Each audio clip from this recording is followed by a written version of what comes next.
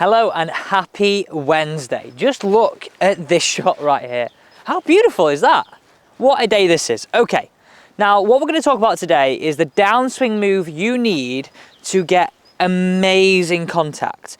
Now the reason why I brought up this tip from Tim, so Tim has asked for this, is because I have literally been through the same thing. I've been in Tim's shoes, I've probably been in your shoes. So he said, sometimes I have an issue when hitting full wedge shots from the fairway. It feels like the ball is just rolling up the face and coming up short every single time. I know this is more like from me flipping the golf club at impact. Is there anything that I can do to help me improve? Well, Tim, 100%. This is what I use for people, and I named it sort of the pressure down T-peg drill. Now, I've got my 54 degree because hopefully you're not hitting too many full shots with that 58. I want you to sort of stay away from that as best we can. 54 degree. Okay, so remember the number 54. So let's just give you an insight to what's happening here, because in order to fix this, you have to sort of know what's going wrong. Now, essentially, when we're always coming up short and we've got that feeling of that ball rolling up the face, there's going to be an element of this happening, okay? This sort of scoopy, underneath flipping.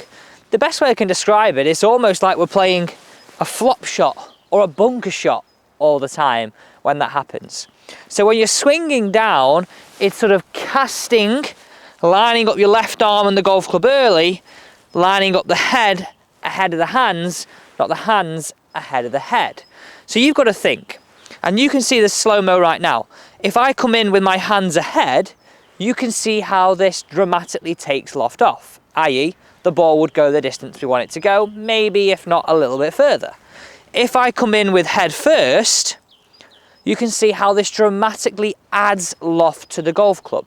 Now we've got to stay away from that, because that is the main reason why your shots are coming up short. Now we are concentrating on short irons because this is where it sort of manifests itself, but this will help you all with general iron shots, okay? So, all you're gonna need is a T-peg. So I've just literally placed a T-peg down on the ground in front of me here. So, as I said before, we're coming into the golf ball like this. Hands behind the golf ball, or behind the T-peg, and this leading edge sort of crashing upwards in this direction. What I want you to do first is just place your hand on the side of the golf club like this, okay? Just go halfway back. Realise that if you're throwing the angle away, this is what's happening. I want you to feel as though you keep your palm on top for longer and just make some practice swings halfway back, halfway through, taking that T-peg out every time. Now I like using the T-peg because it gives you, I know it's only a mini feeling of impact, but it gives you that feeling of this. Now just do this little half swings. As well as looking what I'm doing with my hands, just pay close attention to what I'm doing with my body.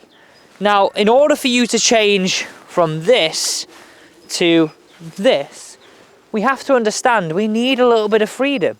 We need a little bit of relaxed in our body to get through that golf ball, because that is a main focus. Okay.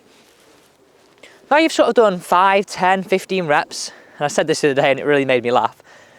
Do it at home as well. And I saw some of you comments saying, my missus is looking at me funny because I'm doing it in the kitchen. Brilliant, do it in the kitchen, but don't do that in the kitchen, go in the garden for this bit.